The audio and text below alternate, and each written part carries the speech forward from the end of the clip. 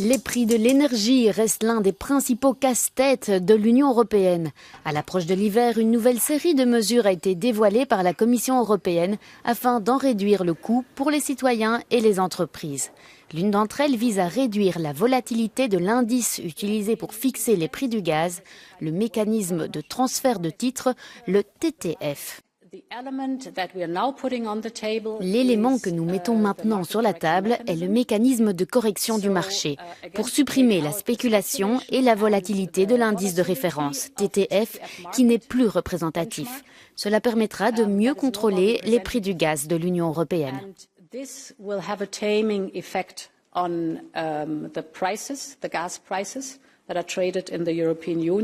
Ce mécanisme établira une limite de prix dynamique pour les transactions sur la bourse du gaz TTF. À moyen terme, Bruxelles veut créer une nouvelle référence de tarification pour le gaz naturel liquéfié afin de compléter le TTF utilisé jusqu'à présent et qui, selon la Commission, ne reflète plus la situation du marché.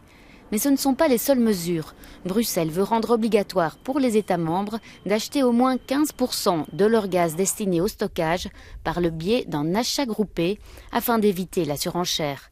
Dans le même temps, la Commission veut aussi renforcer la solidarité énergétique entre les pays pour éviter les pénuries pendant l'hiver. À l'heure actuelle, les États membres n'ont mis en place que 6 accords de solidarité, mais Bruxelles souhaite porter ce nombre à une quarantaine grâce à des règles de solidarité par défaut. Et ce n'est pas tout.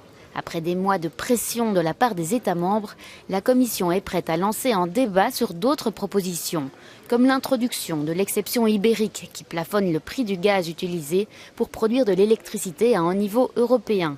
Une mesure que la Commission a hésité à proposer pendant des mois.